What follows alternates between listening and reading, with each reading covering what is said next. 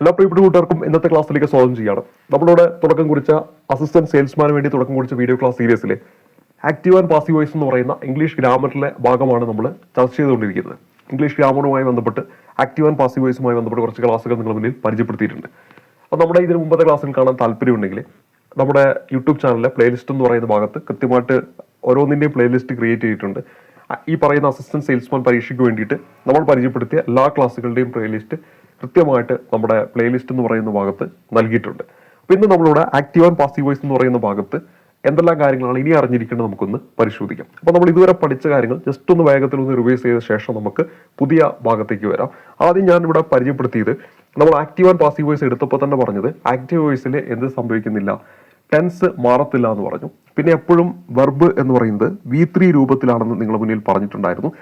അതുപോലെ തന്നെ active voice സബ്ജക്റ്റിന് പ്രാധാന്യം കൊടുക്കുന്നുവെങ്കിൽ പാസീവ് വോയിസ് എന്ന് പറയുന്നത് ഒബ്ജക്റ്റിനാണ് പ്രാധാന്യം കൊടുക്കുന്നത് തുടങ്ങിയ കാര്യങ്ങളൊക്കെ നമ്മൾ പറഞ്ഞു.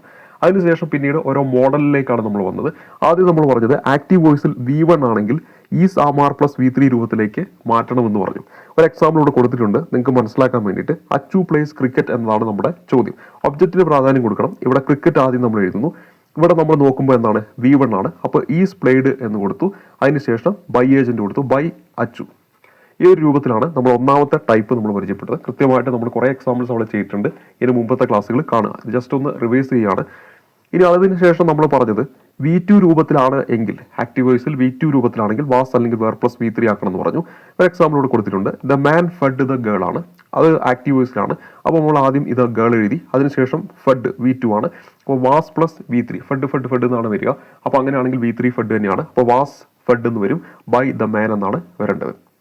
ഇനി നമ്മൾ അതിനുശേഷം നമ്മൾ പരിചയപ്പെട്ടത് ഈസ് ആമാർ പ്ലസ് വെർബിന്റെ ING ഫോം ആണെങ്കിൽ is am are plus being plus V3 ആണെന്ന് നമ്മൾ പഠിച്ചു. ആ ഒരു രൂപത്തിലേക്ക് മാറ്റണമെന്ന് പറഞ്ഞു പാസീവ് വോയിസിൽ. അപ്പോൾ ഷീ ഈസ് പ്ലേയിങ് ചെസ്. അപ്പോൾ നമ്മൾ ആദ്യം ചെസ് എഴുതി. അതിനുശേഷം ഈസ് എഴുതി. അതിനുശേഷം ഇപ്പോൾ ചെസ് ഇവിടെ സിംഗുലർ ആയതുകൊണ്ടാണ് ഈസ് എഴുതിയത്. അല്ലെങ്കിൽ നമ്മൾ എന്ത് ചെയ്യും, ആറോ ആമോ ഒക്കെ ആയിരിക്കും നമ്മൾ ചൂസ് ചെയ്യുക. ഇനി ഇവിടെ ഈസ് എഴുതി. അതിനുശേഷം ബീയിങ് കൊടുത്തു. അതിനുശേഷം പ്ലേ എന്നതിന്റെ V3 പ്ലേഡ് എന്നാണ് ബൈ ഹെയർ എന്ന് എഴുതി. ഇതാണ് നമ്മൾ അടുത്ത ടൈപ്പ് നമ്മൾ പരിചയപ്പെട്ടത്. ഇനി അടുത്തത് വാസ് അല്ലെങ്കിൽ വർ പ്ലസ് വെർബിന്റെ ING ഫോമാണ് നമ്മളെ ആക്റ്റീവ് വോയിസിലെങ്കിൽ വാസ് അല്ലെങ്കിൽ വർ പ്ലസ് ബീയിങ് പ്ലസ് V3 എന്ന രൂപത്തിലേക്ക് മാറ്റണം എന്ന് പറഞ്ഞു. അതായത് I was writing A letter. അപ്പോൾ വാസ് പ്ലസ് റൈറ്റിംഗ് എന്നാണുള്ളത്. അപ്പോൾ നമ്മൾ ആദ്യം എ ലെറ്റർ എഴുതി. എ ലെറ്റർ സിംഗുലർ ആണ്. അപ്പോൾ വാസിന്റെ മതി. അതിനുശേഷം ബീയിങ് കൊടുത്തു. റിട്ടേൺ ബൈ മീ എന്നതാണ് അതിന്റെ പാസീവ് വോയിസ് എന്ന് പറയുന്നത്. തുടർന്ന് നമ്മൾ പരിചയപ്പെട്ടത് ഹാസ് അല്ലെങ്കിൽ ഹാവ് പ്ലസ് V3 ആണെങ്കിൽ ഹാസ് അല്ലെങ്കിൽ have plus been plus V3 എന്നതാണ് അതിന്റെ പാസീവ് വോയിസിലുള്ള ഫോർമാറ്റ് എന്ന് നമ്മൾ പരിചയപ്പെട്ടു. അപ്പോൾ they have build A bridge എന്നതാണ് നമ്മുടെ ഇവിടെ ഒരു എക്സാമ്പിൾ ആയിട്ട് നൽകിയിട്ടുണ്ട്. എ ബ്രിഡ്ജ് ആദ്യം എഴുതി. അത് സിംഗുലർ ആയതുകൊണ്ട് ഹാസ് എടുത്തു. അതിനുശേഷം ബീൻ എഴുതി. ബിൽറ്റ് V3 ബൈ ദം എന്ന് കൊടുത്തു. ഇതാണ് നമ്മൾ അടുത്ത ടൈപ്പ് പരിചയപ്പെട്ടത്. അതിനുശേഷം ഹാഡ് പ്ലസ് V3 ആണെങ്കിൽ ആക്റ്റീവ് വോയിസിൽ ഹാഡ് പ്ലസ് V3 ആണെങ്കിൽ had plus been plus V3 എന്നാണ് വരേണ്ടതെന്ന് നമ്മൾ പറഞ്ഞു. I had completed my work. ഒരു എക്സാമ്പിൾ തന്നു. My work had been completed by me എന്ന രൂപത്തിലേക്ക് വരുന്നു. അപ്പോൾ ഇതാണ് നമ്മൾ അടുത്തൊരു ടൈപ്പ് പരിചയപ്പെട്ടത്. അപ്പോൾ ഇത് റിവൈസ് ചെയ്തതാണ്. ഇതിൻ്റെ കുറേ ചോദ്യങ്ങൾ നമ്മളവിടെ ചെയ്തിട്ടുണ്ട്. ആ ക്ലാസ്സുകൾ കാണുക. ഇനി അതിനുശേഷം നമ്മൾ പറഞ്ഞത് പ്രവൃത്തി ചെയ്യുന്ന ആരാണെന്ന് വ്യക്തമല്ല എങ്കിൽ അവിടെ ബൈ ഏജന്റ് കൊടുക്കേണ്ട ആവശ്യമില്ല എന്ന് നമ്മൾ പറഞ്ഞു. ഒരു എക്സാമ്പിൾ ഇവിടെ കൊടുത്തിട്ടുണ്ട്. Somebody has locked the room. അപ്പോൾ ഇത് റോം ഹാസ് ബീൻ ലോക്ക്ഡ് എന്ന് മതി. സംബഡി എന്ന് പറയുമ്പോൾ അവിടെ കൃത്യമായിട്ട് ആരാന്ന് പറയുന്നില്ല. അപ്പോൾ ബൈ സംബഡി നമ്മൾ അവിടെ കൊടുക്കേണ്ട ആവശ്യമില്ല എന്ന് പറഞ്ഞു. ഇവിടെ തന്നെ നമ്മൾ എടുത്തു പറഞ്ഞൊരു കാര്യമാണ്.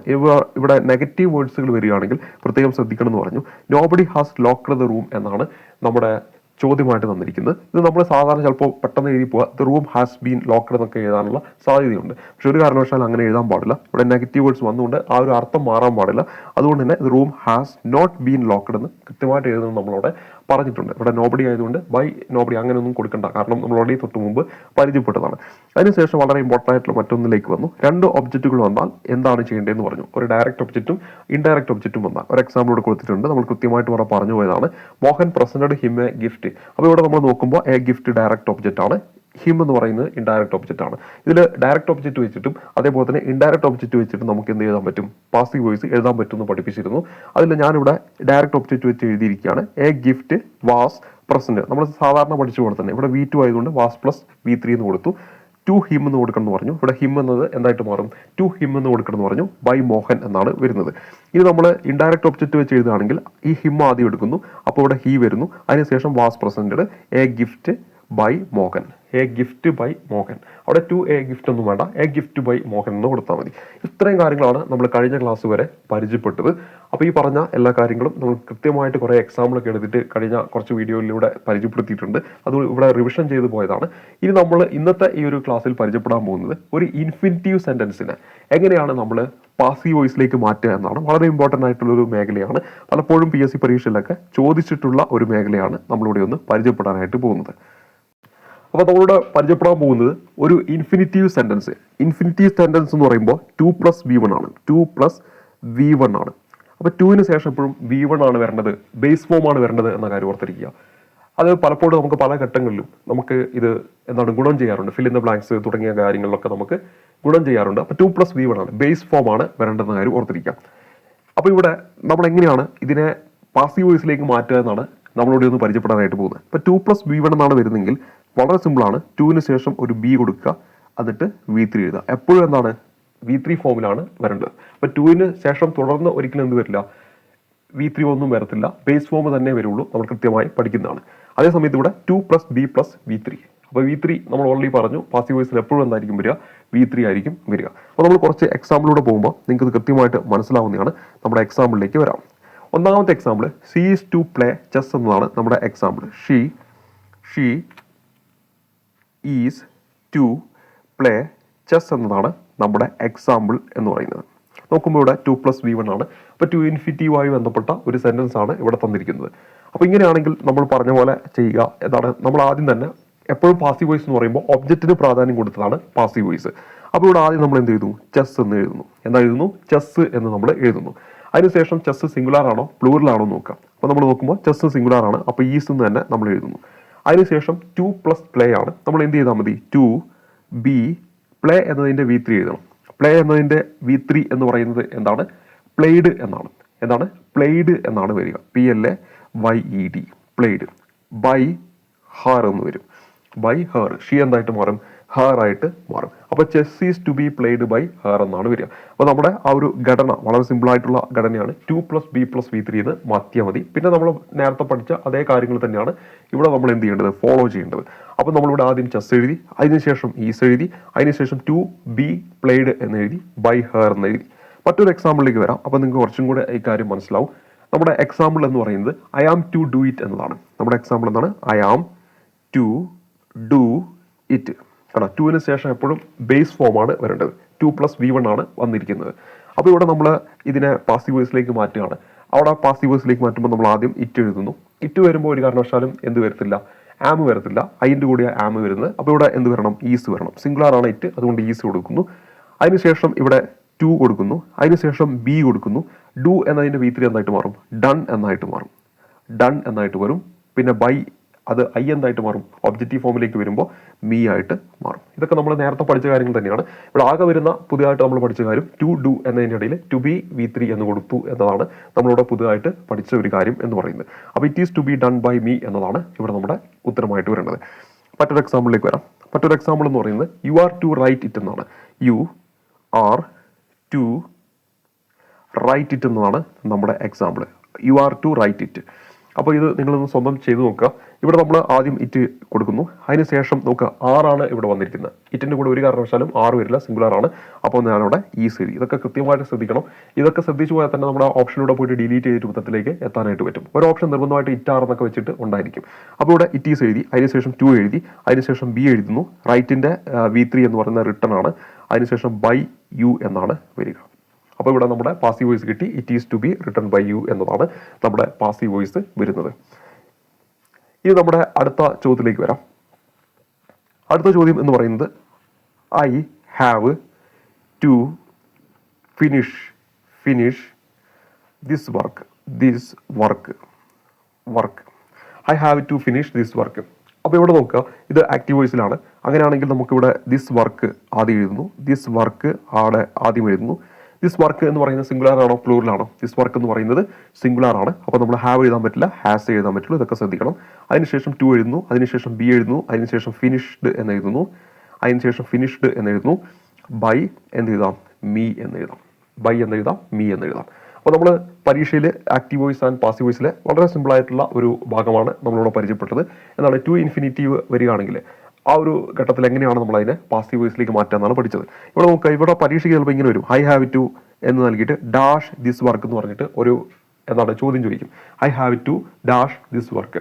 അപ്പോൾ നമ്മുടെ ഓപ്ഷനിൽ എന്തൊക്കെ ഉണ്ടാവും? ഫിനിഷ്ഡ് എന്നുണ്ടാവും, ഫിനിഷ് എന്നുണ്ടാവും, അതുപോലെ തന്നെ ഫിനിഷ് എന്നുണ്ടാവും, അല്ലെങ്കിൽ നൺ ഓഫ് എന്നൊക്കെ പറഞ്ഞിട്ടുള്ള ഓപ്ഷൻ ഉണ്ടാകും. നമ്മളെപ്പോഴും ഈ ടു കഴിഞ്ഞിട്ട് ബേസ് ഫോമേ എഴുതാൻ പാടുള്ളൂ എന്ന കാര്യം ഓർത്തിരിക്കുക. അപ്പോൾ അത് വെച്ചിട്ട് നമുക്ക് എന്ത് ചെയ്യാൻ പറ്റും? ഉത്തരത്തിലേക്ക് അങ്ങനെയുള്ള ചോദ്യങ്ങൾക്കും എത്താൻ പറ്റും. അപ്പോൾ ഈ ഒരു കാര്യം നമ്മൾ പഠിക്കുമ്പോൾ പോലും മറ്റ് ചോദ്യങ്ങളും ഇതോടൊപ്പം തന്നെ ബന്ധിപ്പിച്ചുകൊണ്ട് എന്ന കാര്യം മനസ്സിലാക്കിയിട്ട് വേണം ഓരോ കാര്യങ്ങളും നമ്മൾ പഠിക്കാനായിട്ട്. അപ്പോൾ ഇവിടെ നമ്മൾ പരിചയപ്പെട്ട ഈ ഒരു ചോദ്യത്തിൽ നമ്മുടെ പാസീവ് വോയിസ് നമുക്ക് മനസ്സിലായെന്ന് വിചാരിക്കുന്നു. സിമ്പിളായിട്ടുള്ള മറ്റൊരു എക്സാമ്പിൾ കൂടെ തരാം. നമ്മുടെ എക്സാമ്പിൾ ഇതാണ്, you have to take my pen. എന്താണ് എക്സാമ്പിൾ?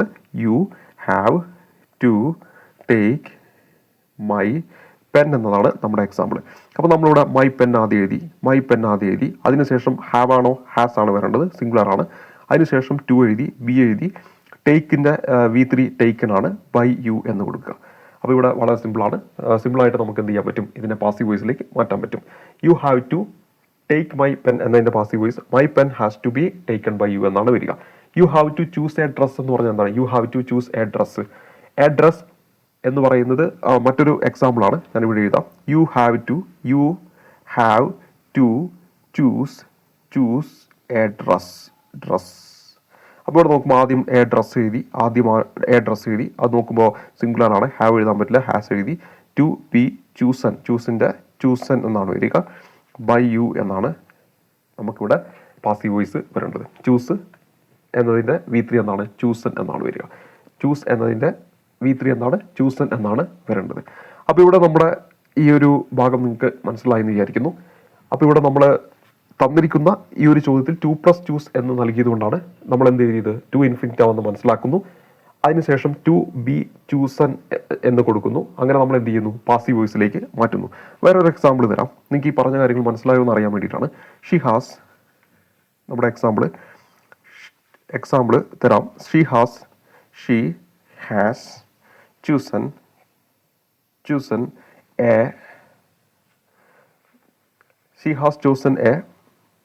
ബ്യൂട്ടിഫുൾ സാരി എന്നതാണ് നമ്മുടെ എക്സാമ്പിളായിട്ട് കൊടുത്തിരിക്കുന്നത്. ഇത് നിങ്ങൾ പാസീവ് വോയിസിലേക്ക് മാറ്റുക.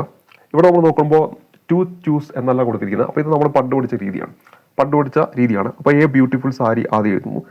എ ബ്യൂട്ടിഫുൾ സാരി നമ്മൾ ആദ്യം എഴുതുന്നു. പിന്നെ ഹാസ് എഴുതുന്നു. അതിനുശേഷം നമ്മൾ പറഞ്ഞെന്താണ്? ഹാസിന് ശേഷം ബീനാണ് വരേണ്ടത്, ബീൻ എഴുതുന്നു അല്ലേ, ഹാസ് ബീൻ. അതിനുശേഷം ചൂസൻ എന്ന് വരുന്നു. അതിനുശേഷം എന്താണ്? ചൂസൻ എന്ന് വരുന്നു. അതിന് ശേഷം ബൈ ഹർ എന്ന് വരുന്നു. അപ്പോൾ ഇവിടെ നമ്മൾ 2+ V1 ആണ് തരുന്നതെങ്കിൽ 2+ B+ V3 അത് മനസ്സിലാക്കാൻ വേണ്ടിയിട്ട്, ആ ഒരു ഡിഫറൻസ് മനസ്സിലാക്കാൻ വേണ്ടിയിട്ടാണ് ഈ അവസാനത്തെ ചോദ്യങ്ങൾ നമ്മൾ പരിചയപ്പെടുത്തിയത്. അപ്പോൾ ഇവിടെ നമ്മൾ പരിചയപ്പെടുത്തിയത് ടു ഇൻഫിനിറ്റീവ് ആയിട്ടുള്ള ഒരു സെൻറ്റൻസിനെ എങ്ങനെയാണ് നമ്മളൊരു പാസീവ് വോയിസിലേക്ക് മാറ്റുക എന്നതാണ് നമ്മൾ പരിചയപ്പെടുത്തിയത്. വളരെ സിമ്പിളാണ്.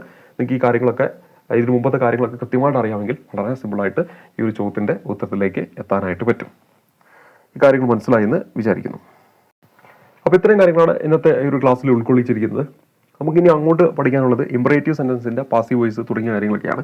അപ്പോൾ ഇവിടെ നമ്മൾ ഇതുവരെ പഠിച്ച കാര്യങ്ങളൊക്കെ റിവൈസ് ചെയ്തിട്ടുണ്ട്. അതുപോലെ തന്നെ നമ്മൾ ഇന്ന് ഇവിടെ പരിചയപ്പെടുത്തിയത് ടു ഇൻഫിനിറ്റീവുമായി ബന്ധപ്പെട്ടിട്ട് അത് എങ്ങനെയാണ് പാസീവ് വോയിസിലേക്ക് മാറ്റുക എന്നാണ് പരിചയപ്പെടുത്തിയത്. വളരെ എളുപ്പമുള്ള ഒരു കാര്യമാണ്, അതേസമയത്ത് പരീക്ഷയ്ക്ക് ചോദിച്ചിട്ടുള്ളതുമാണ്. അപ്പോൾ ഇനി നമ്മൾ പഠിക്കാൻ പോകുന്നത് വളരെ ഇമ്പോർട്ടൻ്റ് ആണ്. ഇമ്പറേറ്റീവ് സെൻറ്റൻസ് പലപ്പോഴായിട്ട് PSC പരീക്ഷയിലൊക്കെ ചോദ്യങ്ങളായിട്ട് കടന്നു വന്നിട്ടുണ്ട്.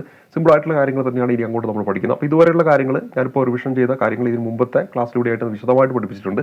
ഇതുപോലെ എക്സാമ്പിൾ എടുത്തെടുത്ത് പഠിപ്പിച്ചിട്ടുണ്ട്. അപ്പോൾ ആ ക്ലാസ്സുകളൊക്കെ നല്ല രീതിയിൽ നിങ്ങൾക്ക് മനസ്സിലായിട്ടുണ്ടെങ്കിൽ ഇനി പറയാൻ പോകുന്ന കാര്യങ്ങളും നിങ്ങൾക്ക് മനസ്സിലാവുന്നതായിരിക്കും. അപ്പോൾ അടുത്തൊരു ക്ലാസ്സിൽ കാണാം. അതുവരേക്കും നന്ദി, നമസ്കാരം.